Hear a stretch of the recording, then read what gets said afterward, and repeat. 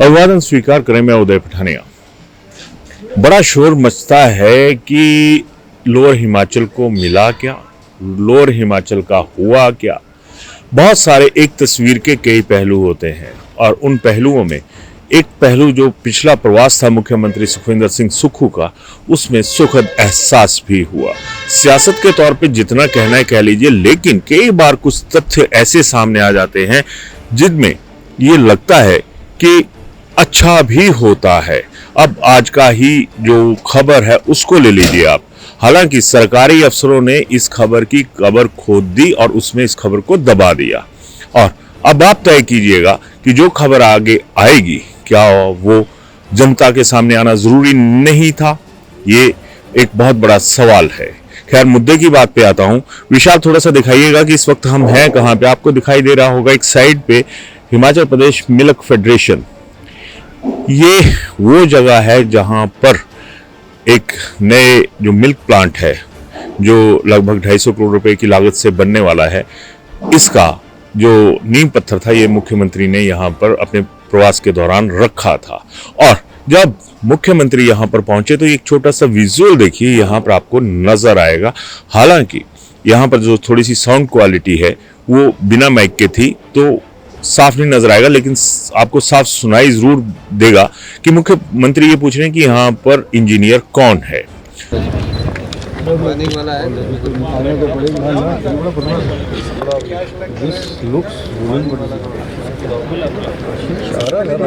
कोने में रखने सर, कोने में नहीं सर, वहाँ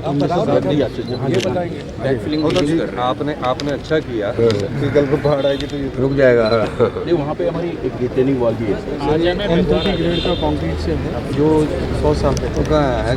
पूरे इसका आधा हिस्सा तो बैक फिलिंग भी कर रहे हैं, प्लस लुकस ज़्यादा सर आगे नहीं जाएगा, आगे नहीं। पहाड़ के लोग यार इतना बिल्कुल सही है। अब बताइए यहाँ तक आएगा स्ट्रक्चर आपका? क्या काम है? ये सब बाद में मालूम आपका। अगर पत्थर निकलने का परमिशन, पत्थर को उठा के अपनी रखना है, नहीं इसे तोड़ करके बैक वापस करेंगे सर, वापस लाइन लग जाएगा। अच्छा, आपने सर कर लेंगे सर, इसको रिजॉल्व करवा लेंगे सर। ये सोचा नहीं था सर इतना निकलेगा। दो जगह लगा दिया था, वहाँ पे नहीं निकला। अभी उसको बहुत तकलीफ बंद होगा, बट अच्छा हो गया। तो इंजीनियर साहब आए, उनसे मुख्यमंत्री ने सवाल किया कि भैया ये जो पत्थर सामने पड़े हैं, विशाल थोड़े से पत्थर भी दिखा दीजिए उस तरफ, थोड़ा सा आगे जाना पड़ेगा आपको। और तो वहां पर ये जवाब दिया गया कि जनाब ये हमारा ही पत्थर है जो यहाँ पे निकला है। और शायद उस वक्त साथ में इस प्लांट को जो बनाने वाली कंपनी है उसके भी लोग यहाँ पर खड़े थे। तो उन्होंने कहा कि जनाब यहाँ पर बहुत सारा पत्थर निकला है। और मुख्यमंत्री ने उनसे ये सवाल किया कि ये पत्थर किसका है और कहाँ लगेगा। तो आगे से जवाब आया कि जनाब ये यहीं खप जाएगा क्योंकि साथ में नदी है और उसके लिए जो क्रेट वॉल लगनी है उसमें इन पत्थरों का इस्तेमाल जो है वो हो जाएगा। मुख्यमंत्री का अगला सवाल था कि ये पत्थर कितने का होगा। तो शायद श्योर नहीं कहा जा सकता, लेकिन वहां पर विभागीय अधिकारी खनन विभाग के, माइनिंग के वहां पे खड़े थे, उन्होंने कहा कि करीबन 70 लाख का होगा।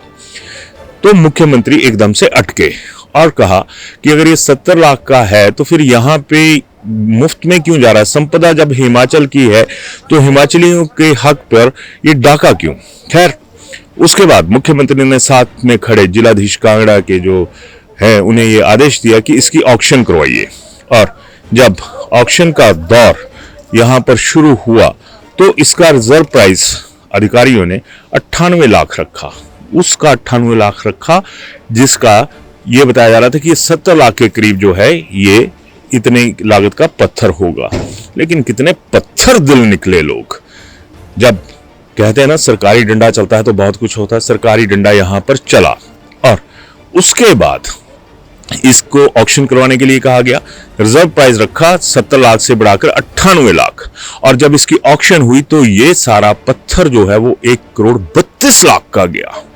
यानी अगर मुख्यमंत्री नहीं देखते, सवाल नहीं उठाते तो ये पत्थर हमारा था, हिमाचलियों का था, हमारी खनिज संपदा थी, ये वहां पर यूटिलाइज हो जाती। और अब देखिए कहाँ 70 लाख की बात की जा रही थी, कहाँ माले मुफ्त दिले बेरहम वाले हालात थे, और कहाँ सरकार को जो रेवेन्यू है वो 1,32,00,000 का आ गया। हालांकि यहां पर मजाक भी चला। मुख्यमंत्री ने वहां पर कहा कि भैया अगर ये जो 70 लाख का इतने से इलाके में पत्थर निकल आया है तो जो माइनिंग वाले हैं, जो क्रशर लॉबी है, वो कितना कमाती होगी। सवाल जायज था, लेकिन जब इस सवाल के नतीजे आए, जवाब आए, तो वो लाजवाब थे। कहाँ 70 लाख मुफ्त में था, कहाँ 98 लाख उसका जो रिजर्व प्राइस था वो रखा गया, और कहाँ 1,32,00,000 में ये पत्थर जो था ये बिक गया। अब बात वही आ जाती है कि किसकी सोच पे पत्थर पड़े हुए हैं, क्यों नहीं देखते ये लोग। हालांकि आज के माहौल में देखा जाए तो बहुत सारी चीजें ऐसी हैं जो सरकार के खिलाफ भी हैं, इस चीज से इनकार नहीं किया जा सकता। लेकिन ये भी हकीकत है कि अगर आप मौके पर आए हैं तो कम से कम आसपास नजर तो घुमा लीजिए। क्या सवाल ये भी है कि क्या अधिकारियों की नजर नहीं गई यहां पर? ऐसे बहुत से प्रोजेक्ट हैं जिन्हें हम आपके सामने लाएंगे जहां पर शरेआम जो खनिज संपदा है उसका यूज तो छोड़िए, प्रकृति का बलात्कार हो रहा है, कोई देखने वाला नहीं है। हम उन तमाम खबरों को भी सामने लाएंगे। इसी प्लांट से जुड़ी हुई एक खबर है, वो भी आपको दिखाएंगे आने वाले वक्त में। लेकिन बात वही आ जाती है कि सोच कहां पर है। क्या जो हिमाचल इस वक्त आर्थिक मंदी के दौर से गुजर रहा है, क्या उसकी जो नाव है जो तैरने की कोशिश कर रही है उसको डुबाने में, उस बेड़ी में, सरकार की उस बेड़ी में पत्थर डालने का काम कौन कर रहा है? क्या यहां पर बकाया डिपार्टमेंट्स नहीं थे, माइनिंग नहीं थी, जिला प्रशासन नहीं था? अब हर मसले पर आपका मुखिया आके आपको समझाए तो ये भी एक सही बात नहीं आंकी जा सकती। तो सवाल यही है कि निंदा के लिए निंदा कीजिए, लेकिन जहां पर एक अच्छा काम हुआ उसकी तारीफ भी होना जो है वो बहुत जरूरी है। इन तमाम सवालों के जवाब एक मुख्यमंत्री का जो दौरा है वो दे जाता है, लेकिन अफसरशाही क्या सवाल उठने के इंतजार में रहती है?